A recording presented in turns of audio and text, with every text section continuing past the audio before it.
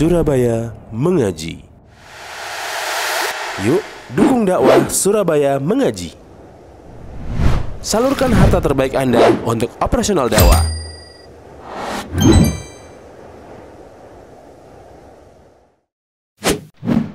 SM Store, amanah dalam muamalah. Innal hamdalillah nahmaduhu wa nasta'inuhu wa nastaghfiruh wa na'udzu billahi min shururi anfusina wa sayyiati a'malina. Man yahdihillahu fala mudilla lahu wa man yudlil fala hadiya lahu. Wa ashhadu an la ilaha illallah wahdahu la syarika lahu wa ashhadu anna Muhammadan 'abduhu wa rasuluh. يا أيها الذين آمنوا اتقوا الله حق تقاته ولا تموتن إلا وأنتم مسلمون. يا أيها الناس اتقوا ربكم الذي خلقكم من نفس واحدة وخلق منها زوجها وبث منهما رجالا كثيرا ونساء واتقوا الله الذي تساءلون به والأرحام إن الله كان عليكم رقيبا. يا أيها الذين آمنوا اتقوا الله وقولوا قولا سديدا يصلح لكم أعمالكم ويغفر لكم ذنوبكم ومن يطع الله ورسوله فقد فاز فوزا عظيما. أما بعد فإن أصدق الحديث كتاب الله وخير الهدي هدي محمد صلى الله عليه وسلم وشر الأمور محدثاتها وكل محدثة بدعة وكل بدعة ضلالة وكل ضلالة في النار. Ma'asyiral muslimin, jamaah rahimakumullah. Marilah kita tingkatkan takwa kita kepada Allah Subhanahu wa taala, karena orang yang beruntung hanya orang yang takwa. Salawat dan salam kita panjatkan kepada Rasulullah sallallahu alaihi wasallam. Ma'asyiral muslimin, sebagaimana yang telah tertera bahwa tema khutbah kita adalah sebagian nasihat Luqman kepada anaknya yang ada di dalam Al-Quran. Dan tema itu diambil dari Al-Quran. Dan ini menunjukkan pentingnya nasihat orang tua kepada anaknya. Karena kaitan amal anak terhadap orang tua itu secara global ada 4. Yang pertama, jika anak itu soleh atas didikan orang tuanya, maka semua amal anak orang tua mendapatkan pahala sebesar pahala amal anak tanpa mengurangi pahala anak. Jadi anaknya sholat, anaknya puasa, anaknya baca Quran, dan seterusnya. Orang tua terus mendapatkan pahala sebesar pahala anak tanpa mengurangi pahala anak. Ini yang pertama. Yang kedua, jika anak itu soleh tapi orang tua tidak punya peran di sisi Allah SWT. Artinya kesolehan anak itu tidak karena orang tuanya sama sekali, tidak karena didikan anak, dan orang tua tidak punya peran. Maka meskipun begitu, orang tua tetap mudah mendapatkan keberuntungan. Kenapa? Karena sebagai anak yang soleh pasti akan banyak mendoakan dan memohonkan ampun. Pasti akan banyak mendoakan dan memohonkan ampun. Paling tidak sebentar-sebentar membaca Rabbighfirli wa liwalidayya warhamhuma kama rabbayani shaghira. Sehingga orang tua mendapatkan ampunan atas istighfar anak, dirahmati oleh Allah atas doa anak tersebut. Adapun yang pertama diungkapkan oleh Rasulullah, karena anak itu adalah amal usaha orang tua. Anak itu adalah amal usaha orang tua. Karena itu semua amal anak orang tua mendapatkan pahalanya. Ini yang pertama. Adapun yang kedua, Rasulullah menjelaskan apabila manusia itu meninggal, sudah terputus, tidak bisa beramal lagi, kecuali jika punya 3 amalan, maka seperti beramal terus, tidak terputus. Yang pertama sedekah jariyah, yang kedua ilmu yang bermanfaat, yang ketiga anak soleh yang mendoakan orang tuanya. Anak soleh yang mendoakan orang tuanya. Dan anak soleh yang mendoakan orang tuanya dari sisi doa sama saja dengan tetangga. Tetangga yang mendoakan tetangganya. Tapi doa tetangga paling 1-2 hari setelah tetangganya meninggal. Setelah itu bisa jadi sepanjang hidupnya tetangga tidak pernah lagi mendoakan tetangganya. Teman juga kayak gitu.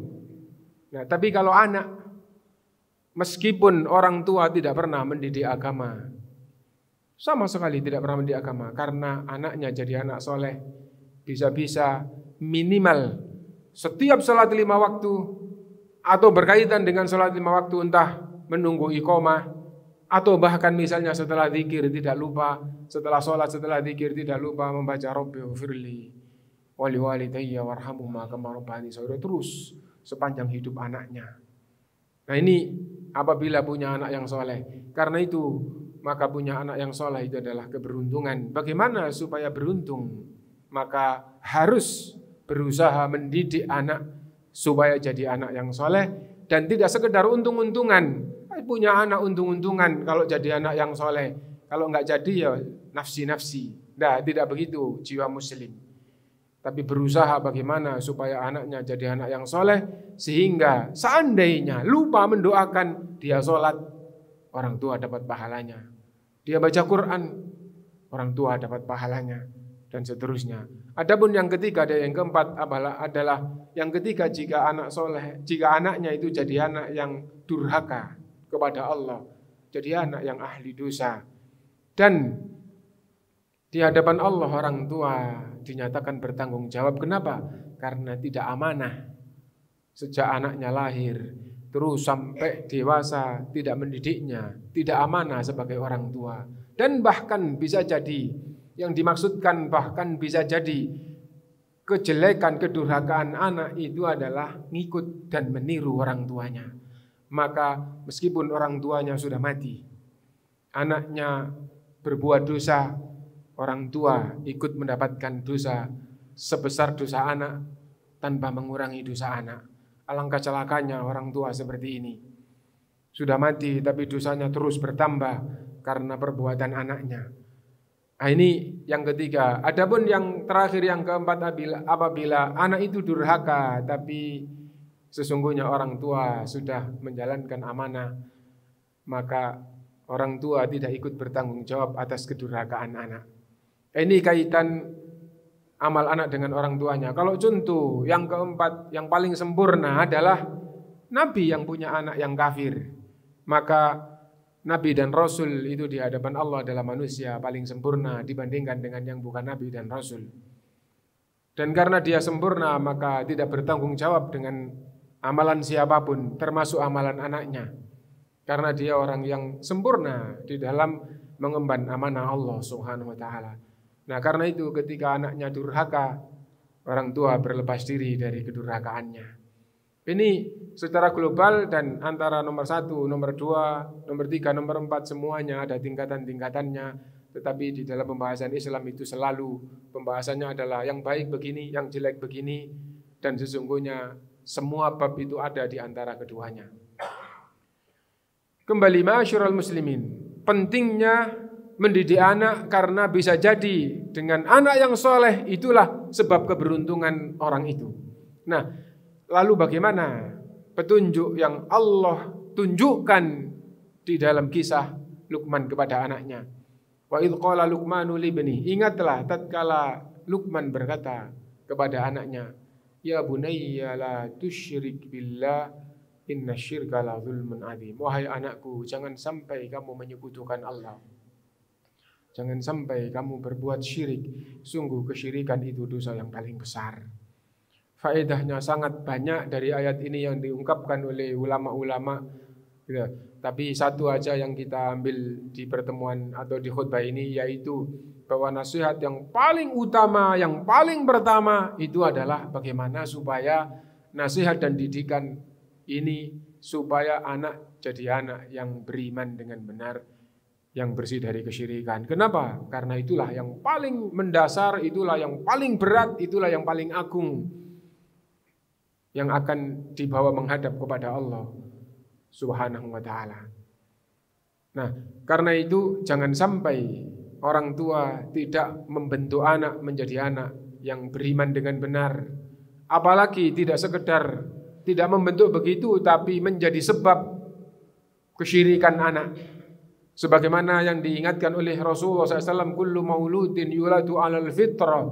Setiap bayi dia dilahirkan dalam keadaan fitrah, suci dan sesuai dengan agama Allah Subhanahu wa taala. Fa abawahu yuhawwidanihi au yunassiranihi au yumajjisani. Perhatikan, yang menjadikan anak itu Yahudi, Nasrani atau Majusi, yang paling besar perannya itu adalah kedua orang tua. Nah, kalau kayak gitu maka celakalah orang tua seperti ini. Yang kedua, ma'asyiral muslimin, yaitu setelah ketaatan kepada Allah, maka kepada sesama, kepada Allah ketaatan yang paling tinggi adalah ketauhidan, bersih dari kesyirikan. Kepada sesama yang paling tinggi adalah kepada kedua orang tua. Karena itu, wa wassaynal insana biwalidayhi hamalathu ummuhu wahnan ala wahn wa fisaluhu fi 'amain anishkurli waliwalidayka ilayyal masir. Dan telah kami wasiatkan, telah kami wajibkan, kami perintahkan kepada semua manusia. Dan ini nasihat Luqman kepada anaknya, wahai anak, semua manusia diberi nasihat seperti ini, diberi wasiat seperti ini oleh Allah SWT, bahwa anak itu harus berbakti kepada kedua orang tua. Kesimpulannya adalah seperti itu. Kemudian ma'asyiral muslimin, setelah kepada Allah dan baik kepada Allah, ihsan kepada Allah, kemudian baik dan ihsan kepada sesama manusia, kepada Allah yang paling agung adalah ketauhidan, kepada sesama manusia yang paling tinggi adalah kepada kedua orang tuanya. Setelah itu manhaj di dalam beragama, cara di dalam beragama. Diteraskan di ayat yang ketiga. Tidak hanya itu faedah yang diambil, tapi di antara faedah yang bagi saya di khutbah ini yang paling pas sebagai urutan yang ketiga, dan insya Allah hanya 3 ini yang akan kita pahami bersama, adalah manhaj di dalam beragama. Tapi dari sela-sela nasihat Luqman kepada anaknya. Wa in jahadaka ala an tusyrika bi ma laysa laka bihi ilmun fala tuti'huma. Jika kedua orang tua yang di antara manusia tadi dikatakan yang paling tinggi, yang paling harus dihormati, ditaati, dimuliakan, harus berbakti kepadanya. Dan jika kedua orang tuamu memaksamu untuk menyekutukanku, untuk berbuat syirik kepada Allah, fala tuti'huma, kamu tidak boleh taat. Kamu tidak boleh taat. Wahai anak, semua manusia diberi nasihat seperti ini. Bukan hanya Luqman berkata kepada anaknya, tapi wa wassaynal insana, kami wasiatkan kepada manusia semuanya. Nah, wasiat yang di urutan yang ketiga di khutbah kita ini adalah, jika kedua orang tuamu wahai manusia memaksamu untuk berbuat syirik, kamu tidak boleh taat. Padahal itu manusia yang paling tinggi. Apalagi kalau bukan kedua orang tua. Kenapa? Karena ini dalam rangka menentang atau durhaka kepada Allah SWT. Maka kepada Allah harus nomor 1. Tidak ada makhluk yang harus dikedepankan. Bahkan meskipun tidak harus, tidak ada yang boleh dikedepankan, tidak ada. Yang harus dikedepankan dan tidak boleh selain itu, Allah harus dinomorsatukan. Agama Allah harus dinomorsatukan. Wa in jahadaka ala an tusyrika bi ma laysa laka bihi ilm. Tidak ada ilmunya. Kamu belajar kayak apapun, tidak ada ilmunya boleh menyekutukan Allah. Ma laysa laka bihi ilm fala tuti'huma. Jangan kamu taati orang tua itu, apalagi manusia yang lain. Adapun di dalam kehidupan dunia, wasahibuhuma fid dunya ma'rufah. Dan pergaulilah di dunia ini dengan cara yang baik. Mempergauli kedua orang tua, meskipun orang tuanya memaksa kesyirikan, paksaan kesyirikannya, paksaan dosanya tidak boleh diikuti, tapi orang tua harus dipergauli dengan baik. Bagaimana mempergauli orang tua dengan baik? Dinasihati kesalahannya. Bapak salah, ibu salah, ini loh yang benar. Seperti Nabi Ibrahim alaihi salatu wassalam. Nabi Ibrahim berkata, ya abadi, Inni qad ja'ani minal ilmi ma lam ya'tika. Wahai bapakku, kata Ibrahim, sungguh ilmu telah sampai kepadaku yang ilmu ini belum sampai kepadamu. Fattabi'ni ahdika siratan sawiyya. Maka perhatikan, gitu. Dengarkan, ikutlah, gitu. Perhatikan itu. Aku akan tunjukkan jalan yang benar. Nah, ditunjukkan yang benar. Apa itu?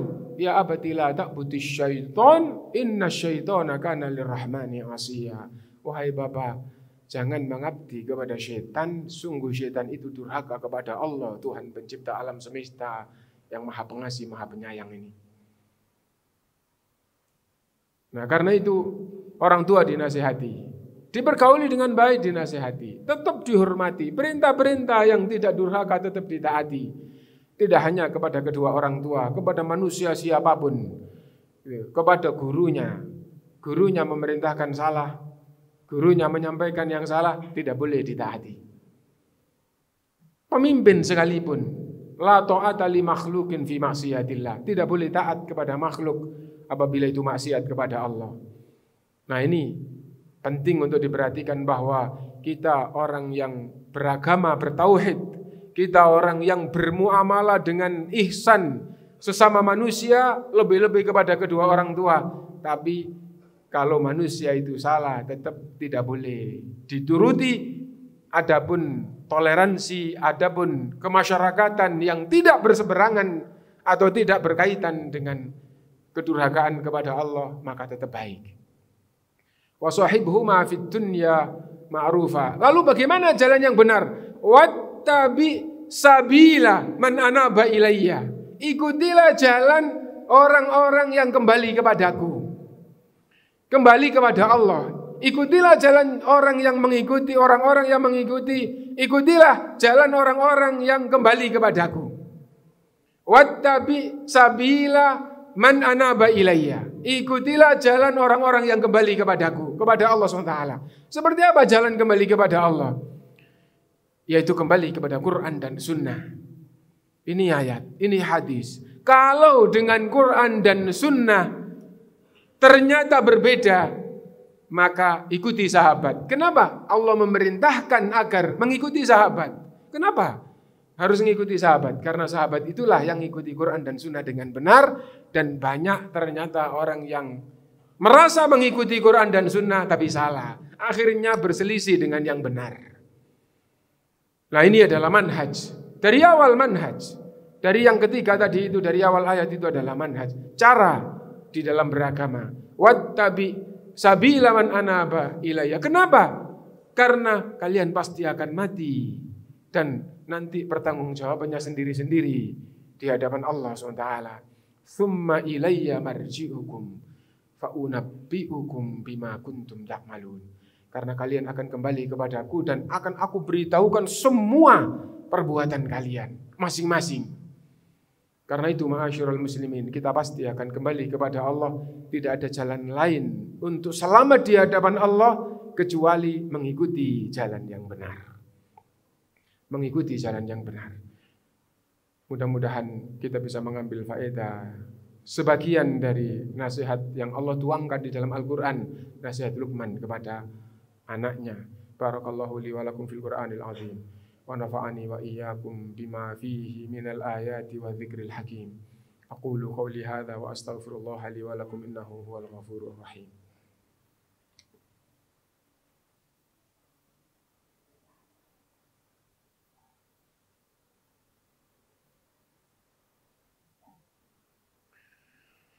Alhamdulillah, wassalatu wassalamu ala rasulillah, wa asyhadu an la ilaha illallah wahdahu la syarikalah, wa asyhadu anna Muhammadan abduhu wa rasuluh. Ma'asyiral muslimin, untuk mendapatkan segala bentuk kebaikan dunia akhirat, untuk supaya terhindar dari segala yang tidak enak, tidak baik dunia akhirat, petunjuknya secara global dua, yaitu ikhtiar dan doa. Kepingin punya anak yang soleh, ikhtiar dan doa. Kepingin supaya jadi orang yang beragama sesuai dengan manhaj yang benar, ikhtiar dan doa. Kepingin husnul khotimah, ikhtiar dan doa. Kepingin nanti dikubur baik, dibangkitkan dalam keadaan baik. Kepingin terakhir nanti di surga bersamaan nabiyyin was-siddiqin wasyuhada'i was-salihin, kumpul dengan anak-anaknya.